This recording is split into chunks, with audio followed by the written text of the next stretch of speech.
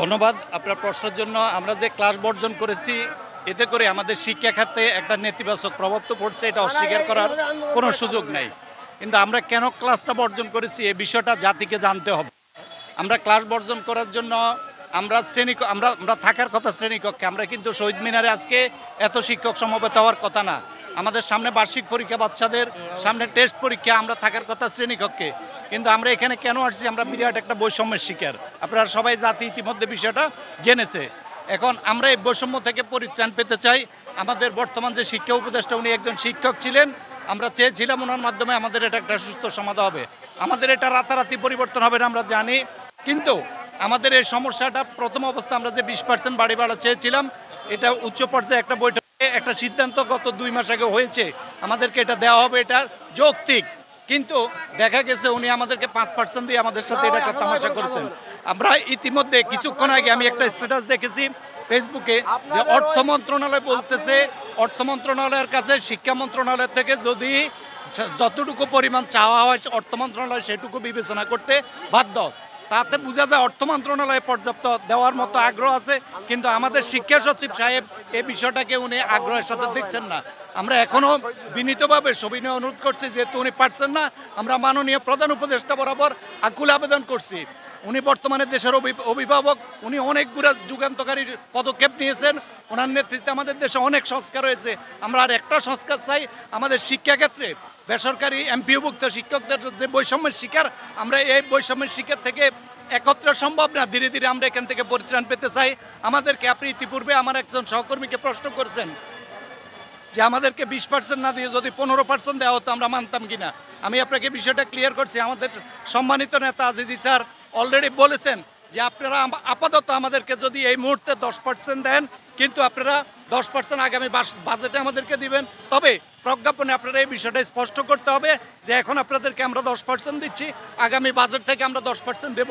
যদি এরকম একটা প্রজ্ঞাপন উনি দিয়ে দিতেন, শিক্ষকরা আজকে এখানে থাকতো না, শিক্ষকরা শ্রেণীকক্ষে ফিরে যেত। সুতরাং যখন এত দেরি করে ফেলছে, আমরা এখন 20% চাচ্ছি। আমরা আশা করি সরকারের বোধোদয় হবে, এবং ইতিমধ্যে আপনারা দেখেছেন বাংলাদেশের সমস্ত রাজনৈতিক দলগুলো আমাদের আন্দোলনের সাথে, আমাদের দাবির সাথে একমত পোষণ করেছে। সুতরাং দেশের সবচেয়ে বড় যে রাজনৈতিক দলটা ছিল, এই আজকে অলরেডি তারা বিএনপির পক্ষ থেকে একটা প্রতিনিধি দল এসে শিক্ষকদের এই দাবির সাথে একত্রতা পোষণ করে গেছে। সুতরাং আমরা শিক্ষক সমাজ মনে করি আমাদের এই দাবিটা পূরণ করতে সরকারের আর কোনো বাধা রইল না, কারণ সকল রাজনৈতিক দল যেখানে ঐক্যমত পোষণ করছে। সুতরাং এখানে সরকারের দাবিটুকু, আমাদের ন্যায্য দাবিটুকু মেনে নিতে আর কোনো বাধা নেই। আমরা আশা করি অচিরেই সরকার যদি আমাদেরকে সিদ্ধান্ত দেয় যে আপনাদের যৌক্তিক দাবি আমরা মেনে নিয়েছি, আমরা ক্লাসে, আমরা এখানে সারা বাংলাদেশ থেকে লক্ষ লক্ষ শিক্ষক যে যে জেলা থেকে এসছে, আমরা আমাদের ক্লাসে ফিরে যাব। আমরা চাই না আমাদের বাচ্চাদের আর কোনো ক্ষতি হোক, আমাদের শিক্ষাক্ষেত্রে আর কোনো ক্ষতি হোক।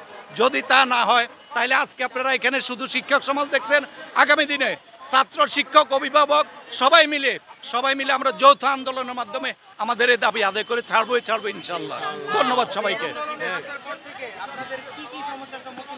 আমরা এই আন্দোলনে আসার পর থেকে আপনারা দেখেন এখানে 64 জেলার মানুষ, শিক্ষক এখানে আসছে।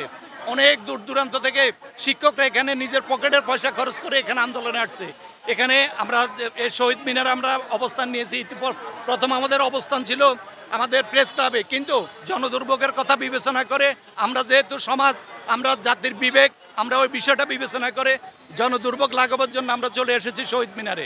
এখানে এসে আমাদের এখানে চারপাশে পর্যাপ্ত শৌচাগার নাই, থাকার ব্যবস্থা নাই, খাওয়ার জন্য উপযুক্ত পরিবেশ নাই, আমরা অনেক সমস্যার সম্মুখীন। তারপরেও যেহেতু আমাদের দেওয়ালে পিঠ ঠেকে গেছে, আমাদের কিছু করণীয় নাই। আমরা আমাদের কর্মসূচি চালিয়ে যাব যতক্ষণ না পর্যন্ত সরকারের বোধোদয় না হয়, যতক্ষণ না পর্যন্ত আমাদের এই প্রজ্ঞাপন জারি না হয়। সবশেষ আমি আপনাদের মাধ্যমে, সাংবাদিক ভাইদের মাধ্যমে, আমাদের মাননীয় প্রধান উপদেষ্টা, আমাদের শিক্ষা উপদেষ্টার হাতে এখন এটা নাই, উনি এটা করবেন না, যেহেতু ওনার সদিচ্ছা নাই। আমরা সবাই মিলে মাননীয় প্রধান উপদেষ্টার নিকট আকুল আবেদন রাখছি, যেহেতু দেশের সকল রাজনৈতিক দলগুলো ঐক্যমত পোষণ করছে, সুতরাং আপনারা এই বিষয়ে সিদ্ধান্ত নিতে আর কোনো বাধা আছে বলে আমরা মনে করছি না। কি বলেন আপনারা সবাই? তাহলে আমরা আশা করব অচিরেই প্রধান উপদেষ্টা মহোদয় এ ব্যাপারে হস্তক্ষেপ করে আমাদেরকে 20% একটা প্রজ্ঞাপন দিয়ে আমাদেরকে শ্রেণীকক্ষে যাওয়ার পথ সহজ করে দিবেন। এ বলে সবাইকে ধন্যবাদ জানিয়ে বক্তব্য